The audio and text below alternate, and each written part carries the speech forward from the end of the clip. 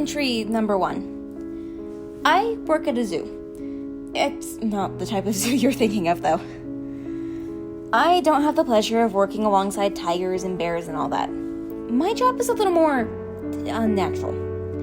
I run a semi-autonomous holding facility in the middle of the Mojave Desert. It was built by a company that doesn't exist and is run by a branch of the government that you've never heard of. Technically, I don't even exist. I was killed in a single car crash about 6 years ago. My family was probably being notified of my demise right about the time as the helicopter touched down at this godforsaken place. The pay is incredible, though. A cool $200,000 a year for watching computer screens and pressing buttons every now and then. I also get a small hazard bonus when I help introduce a new prisoner, but I'll get to that. The prison I run doesn't hold people. It holds things. The type of things that most people will only see in their worst nightmares. You see, the government organization I work for exists to capture and hold anything that doesn't belong in the natural world. They started during World War II when soldiers started reporting mysterious disappearances and outright killings due to monsters. Naturally, the government decided that the only thing they wanted killing soldiers was bullets, so they sent some super well-trained guys out to investigate. They ended up all getting killed out in some German forest.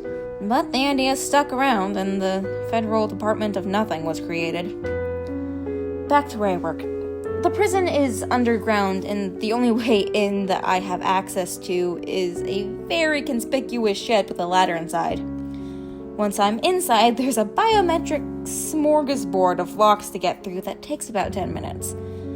Not that anybody would even be able to get down there anyways. What with all the landmines outside. It's actually pretty cozy from there, though. There's a nice set of living quarters, a huge kitchen that gets restocked by a drone every 2 months, and even a rec room with stuff like a pinball machine and video games. I guess they don't want the one person with control of all these abominations getting bored. There are about 1,024 cells that are all about 25 feet tall, with security varying from a glass door to a stupidly thick titanium vault door.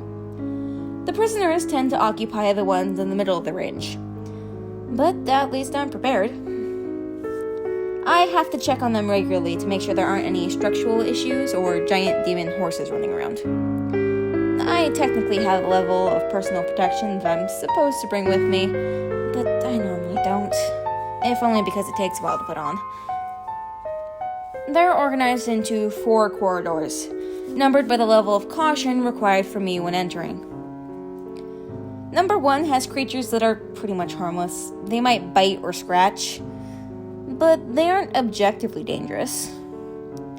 Number 2 has creatures that are kind of dangerous. They could kill me if I let them, but I could probably fight any of them off pretty easily. I still bring a pistol just in case, though. Number 3 is where it starts to get bad. These guys could kill me in a fair fight. That's why I put on a bunch of ballistic armor and get a nice big gun when I go in there. Number 4 is the worst. The creatures in there could kill me either before I could react or without me being able to do anything about it. I don't even bother with guns and armor in there because it wouldn't make much of a difference anyway, and they're super heavy. The monsters are actually kind of fun to talk about. There's a lot of them, so they can't all get a mention.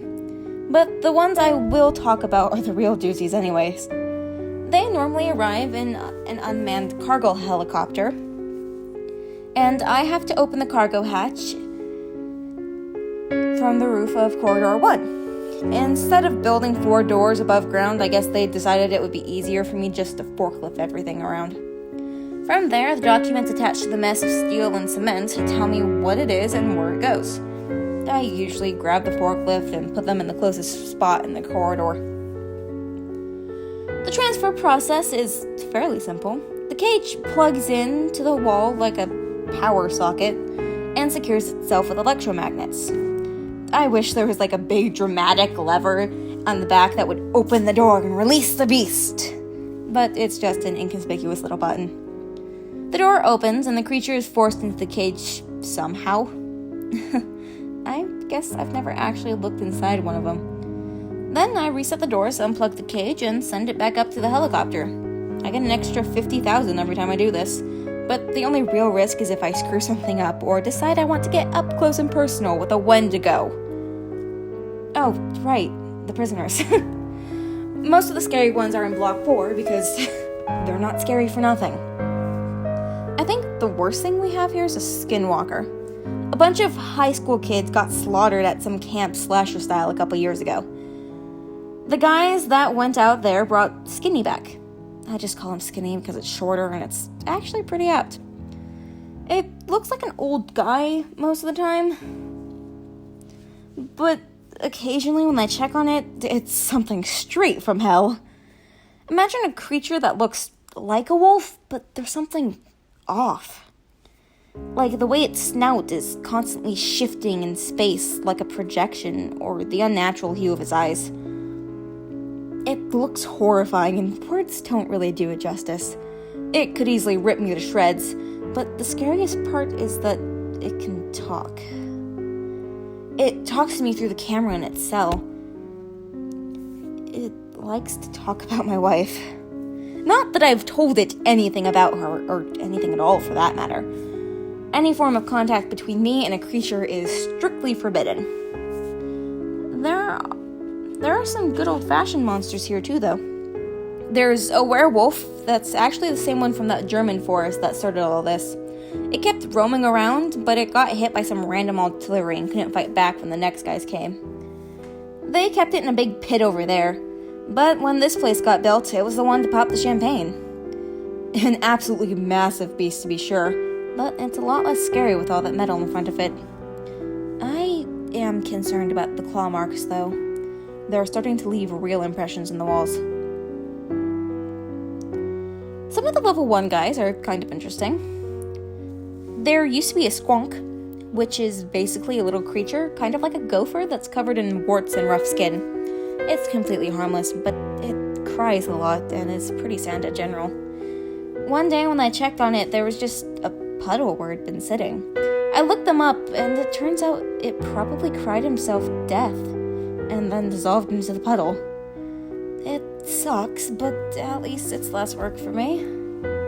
There's also a hoop snake.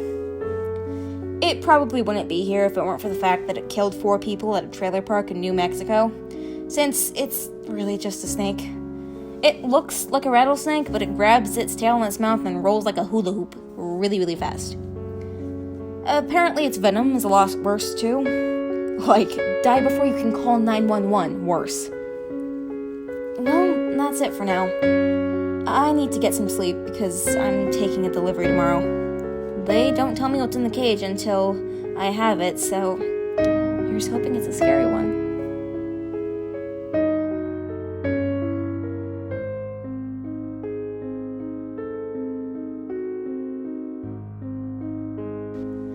Entry 2. This is bad. The monster I took yesterday was another skinwalker.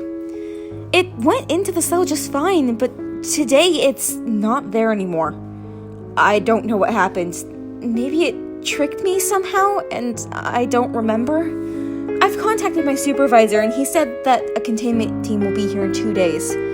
I'm locked down in living quarters. The living quarters are tough to get into during a lockdown, but by no means impossible. Especially if the roaring I hear getting louder means that the werewolf managed to gouge a hole in his cell. I told my supervisor about the claw marks, but he said not to worry about it. Well, I'm worrying. I don't know what animal the new skinwalker is, but it was much younger than Skinny.